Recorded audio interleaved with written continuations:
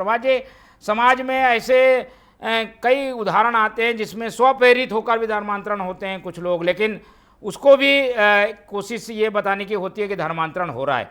क्या महीन जो रेखा है उससे पता चले कि ये धर्मांतरण वाला केस है और ये जो है स्वयं होकर धर्म जो है स्वीकार करने वाला प्रकरण? ऐसे में कैसे डिफाइन किया जाएगा दोनों प्रकरणों को?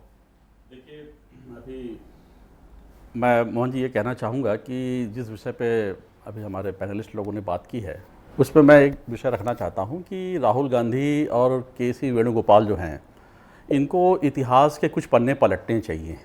इतिहास के वो पन्ने जो कांग्रेस से ही जुड़े हुए हैं। 1967 में कांग्रेस के ही एक सांसद हैं, उनका नाम है कार्तिक उरांव।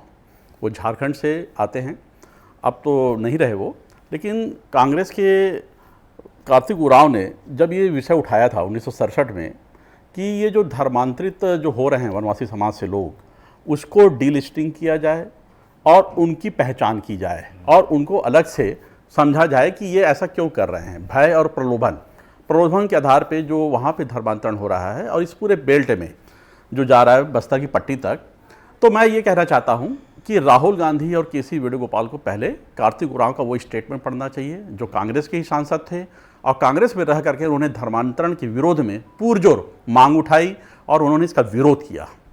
दूसरा विषय यह है कि हम जब इस बात पे चर्चा कर रहे हैं तो मुझे एक बात समझ में आ रही है कि जो भारत तोड़ो जो टूल किट है उसका एक बहुत ही महत्वपूर्ण औजार है धर्मांतरण, और धर्मांतरण से ही राष्ट्रांतरण की विषय जो है आगे विस्तार लेता है।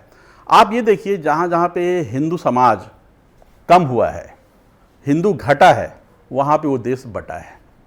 इसका पूरा प्रत्यक्ष उदाहरण आप देख सकते हैं। वहाँ पे अशांति है, वहाँ पे कहीं ना कहीं विद्रोह है, वहाँ पे कोई ना कोई ऐसी चीज़ काम कर रही है जो समाज की मुख्य धारा से विपरीत जाके काम कर रही है। वो कहती कि हमें भारत से अलग करो, वो कहती कि हम आदिवासी नहीं हैं, हम हिंदू नहीं हैं, हम आदिवासी हैं, वगैरह वगैरह। ये आखिर नैरेटिव कहाँ से सेट हो रहा है, इसको समझने की आवश्यकता है। और ये तब तक चलता रहेगा जब तक यहाँ पे धर्मांतरण का जो कुत्सित खेल है, घृणित खेल है, वो चलता रहेगा।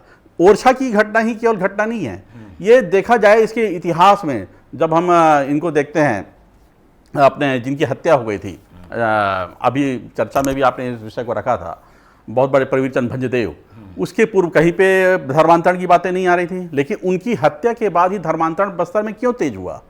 तो जो बाधक तत्व धर्मांतरण के आड़े आते हैं उनको कहीं ना कहीं कांग्रेस या कांग्रेस समर्थित या भारत तोड़ो जो टूल किट है जो इस देश में किसी न किसी रूप में पर्दे के पीछे काम कर रही है, उसको उसके इस भाव को समझना पड़ेगा। और मेरा तो ये कहना है कि भारत तोड़ो टूल किट जो धर्मांतरण को एक माध्यम बना रही है वो इसे ना खेले, क्योंकि ये आग है, उसकी खुद हाथ भी झुलस जाएंगे और इस हाथ झुलसने से सबको नुकसान होगा, सर्व समाज को नुकसान होगा और राष्ट्रीय हितों को क्षति तो पहुंचेगी। हम वही जानना चाह रहे हैं भाई, क्योंकि धर्म स्वीकार करने का सबको अधिकार है, पता कैसे चलेगा कि इसे दबाव बनाया गया है, इसको प्रलोभन दिया गया है? कई बार ऐसी चीज़ों में सच्चाई नहीं रहती, फिर भी विरोध प्रदर्शन हो जाता है, बजरंग दल जैसे लोग आ जाते हैं, विरोध करते हैं।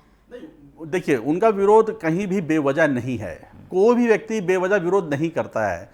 आप कहीं भी जाइए, जहाँ पे पहले कभी चर्च नहीं हुआ करते थे, आज वहाँ पे चर्च हैं, वहाँ पे लोग जा रहे हैं। और मैं ये कह रहा हूँ कि यदि उनको कहीं पे कुछ ना कुछ प्रलोभन है तभी वो जा रहे हैं, ऐसे कोई भी जाता नहीं है। पूरा समाज यहाँ पे बैठा हुआ है, मैं भी देख रहा हूँ, आप भी देख रहे हैं, कोई ऐसी स्वप्रेरणा से जाता नहीं है। जहाँ पर धुआं होता है वहाँ कुछ ना कुछ तो आग होती है। कई जगह ऐसे प्रयास होते होंगे, हो सकता है सब जगह नहीं हो, पर प्रयास होते हैं, उसे रोकना तो पड़ेगा। पुलिस भी आएगी, कुछ लोग विरोध करेंगे भी इसके लिए, तो ऐसे लोगों को के साथ खड़ा नहीं होना चाहिए कांग्रेस को।